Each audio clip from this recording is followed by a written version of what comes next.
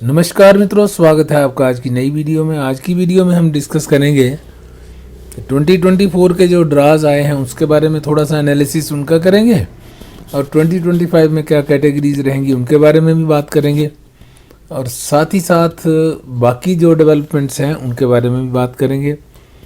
तो आइए अब आगे बढ़ते हैं। वीडियो में एंटर करने से पहले जिन्होंने चैनल को सब्सक्राइब नहीं किया वो चैनल को सब्सक्राइब कर लें और बेल आइकन भी प्रेस कर दें जिससे आपको आने वाली वीडियो की जानकारी मिले।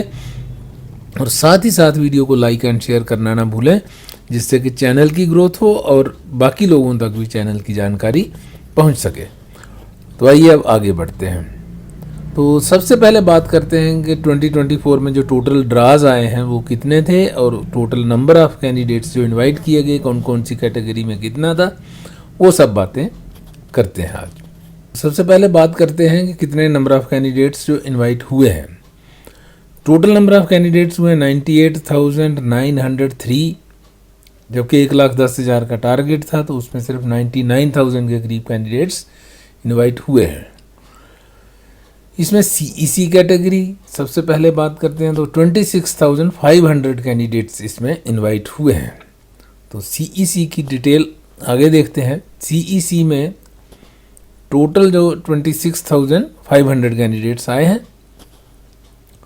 और यहाँ पे आप देख सकते हैं कि इसका कट ऑफ स्कोर जो रहा है 510, 509 से लेके 547 तक गया है। और टोटल नंबर ऑफ ड्राज अगर हम देखें तो यहाँ पे इनके हैं सीईसी के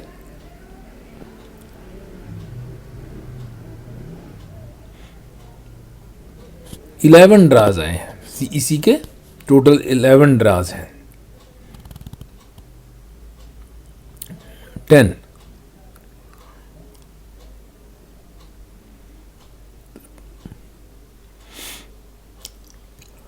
और कट ऑफ स्कोर का रेंज आप देखेंगे तो मिनिमम 507 था और मैक्सिमम 547 गया है। टोटल नंबर्स जो बताया 26,500 इसमें आए थे। और ड्रा साइज की बात करें तो शुरू में तो बड़े ड्राज थे। मई में स्टार्ट हुआ था इसका, फिर जून में कोई ड्रा नहीं आया है। जुलाई में ड्रा आया 6,300 का, उसके बाद फिर जुलाई में ही दूसरा ड्रा भी आया है 5,000 का। तो इस तरह से आगे फिर अगस्त में 6,500 हो गया। सितंबर में एक ही ड्रा है 4,000 का और आगे फिर छोटे छोटे ड्राज, रिसेंट ड्राज जो हैं वो हैं। तो ये सीईसी की डिटेल है। फिर बात करते हैं फ्रेंच लैंग्वेज की। फ्रेंच लैंग्वेज में टोटल ड्राज जो आए हैं वो आए हैं 11 ड्राज हैं टोटल।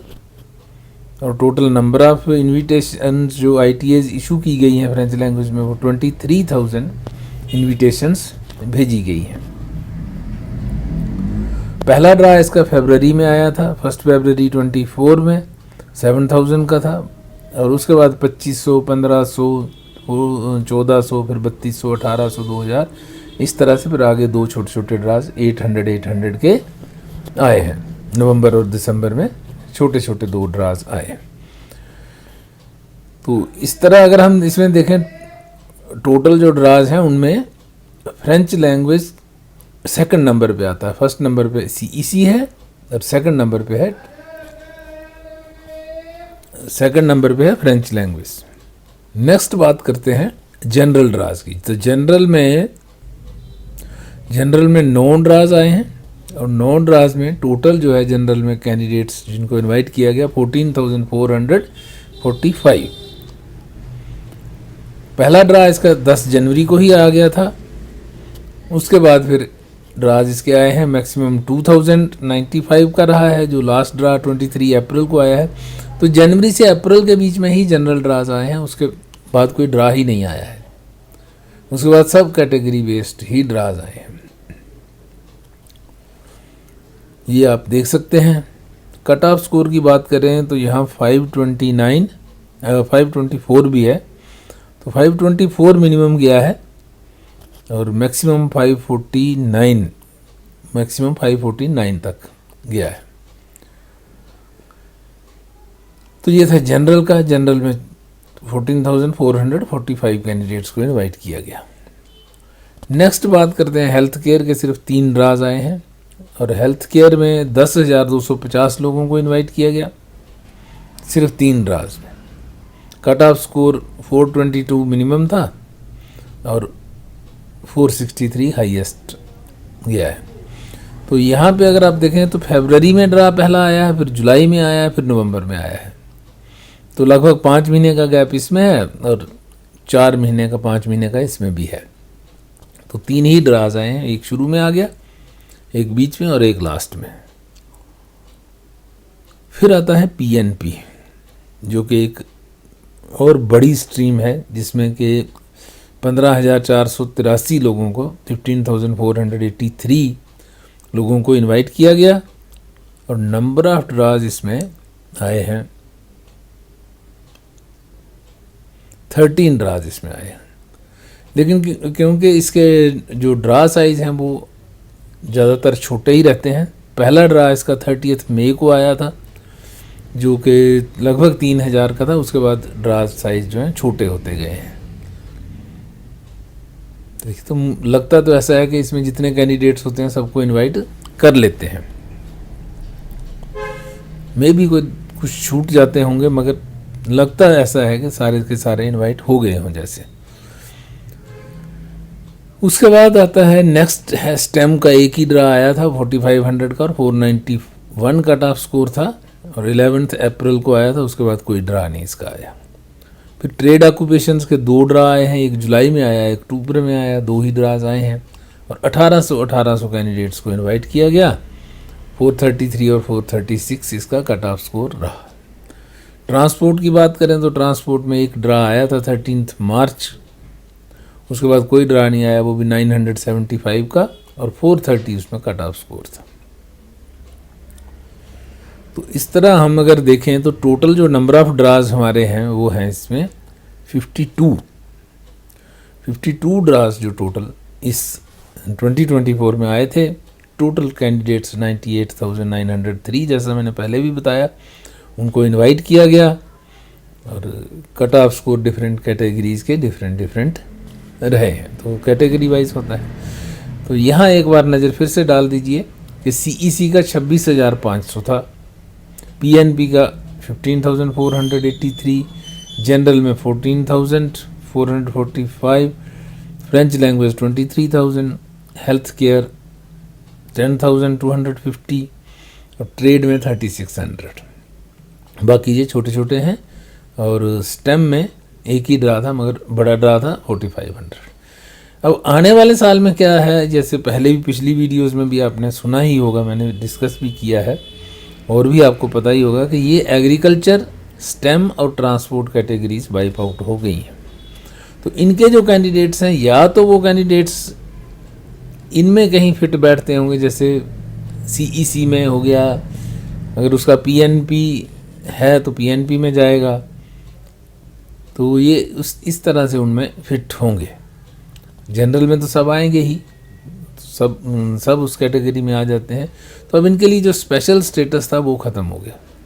हाँ, ये प्रोविंशियल नामिनी प्रोग्राम में या कोई प्रोविंसेस की जैसे कोई पायलट प्रोजेक्ट्स किसी के चल रहे हैं, पायलट स्कीम्स जो लॉन्च की हुई हैं, आरसीआईपी वगैरह, आरएनआईपी की जगह जो आरसीआईपी हो गई है वो हो गई, या और कोई पायलट स्कीम्स जहाँ जहाँ प्रोविंस की आप अगर स्टडी करेंगे, तो अगर कहीं आपको मिलता है अपना ट्रेड तो आप उसमें अप्लाई करें, हो सकता है आपका चांस बन जाए। तो इन 3 कैटेगरीज वालों के यही सजेशन है कि आप ऑप्शन दूसरा, सेकंड ऑप्शन ढूंढ लीजिए, क्योंकि अब इसमें एक्सप्रेस एंट्री में चांस आपका कम हो गया है, जनरल में ही रहेगा। बाकी हाँ, अगर आपका एक्सपीरियंस है कनाडा का तो सीईसी और पीएनपी दोनों में आपको एलिजिबिलिटी मिलती है, उसमें बेनिफिट। मगर उसका आप अगर देखेंगे, पीएनपी मिल गया तो ठीक है, 600 पॉइंट्स ऐड हो जाते हैं, मगर सीईसी में आप देखोगे कि कट ऑफ स्कोर बहुत ऊपर जा रहा है। तो उसका अभी जो स्प्रिंग तक मान के चलो कि मार्च या अप्रैल तक, जब तक LMIA के पॉइंट्स हैं तब तक आपका चांस कम है। हाँ, अगर आपके पास LMIA के पॉइंट्स हैं तो आपका चांस फिर बन जाता है। वैसे भी एक ही ड्रा तो आया था लास्ट ईयर भी, कोई बहुत एग्रीकल्चर की बात करें तो सिर्फ 150 कैंडिडेट्स को इनवाइट किया है, तो उसमें क्या ही हो जाएगा। तो इसके लिए आपको सेकंड ऑप्शन जो है उसको खोजना चाहिए। स्टेम में ज़रूर बड़ा ड्रा आया था 4500 का, लेकिन उसमें कैंडिडेट्स बहुत ज़्यादा होते हैं, तो उसका भी कोई ज़्यादा बेनिफिट आपको पिछले साल भी नहीं मिला होगा और इस साल तो है ही नहीं। ट्रांसपोर्ट का जरूर एक बेनिफिट था, मगर आप देखिए अगर किसी प्रोविंस में ट्रांसपोर्ट कैटेगरी को अगर बेनिफिट हो रहा है तो आप उस प्रोविंस के थ्रू अप्लाई कीजिए और अपना जो है बेनिफिट लीजिए इस स्कीम का। तो ये है आपके लिए जो पिछला एनालिसिस है पिछले वीडियोस का। तो आगे आने वाले का भी बता दिया कि आगे आप कौन कौन सी कैटेगरीज़ हैं। आगे यही 6 कैटेगरीज हैं, आपको इनके थ्रू ही अप्लाई करना है। CEC है, PNP है, जनरल है, फ्रेंच लैंग्वेज है, हेल्थ केयर है और ट्रेड है। ये ट्रेड में ड्राज कम होते हैं, हेल्थ केयर में भी कम ही निकलते हैं, फ्रेंच लैंग्वेज में ज़्यादा ड्राज आते हैं। जनरल के भी पिछले साल तो आए थे, लेकिन पिछले साल जनवरी टू अप्रैल ही आए, उसके बाद कोई ड्रा ही नहीं आया। तो इस साल क्या रहती है स्कीम देखते हैं।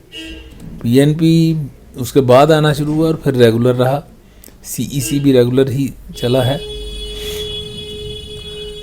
तो लेट अस सी कि इस साल क्या स्ट्रेटजी अपनाता है IRCC, उसके बाद ही पता चल जाएगा कि क्या सिचुएशन रहती है।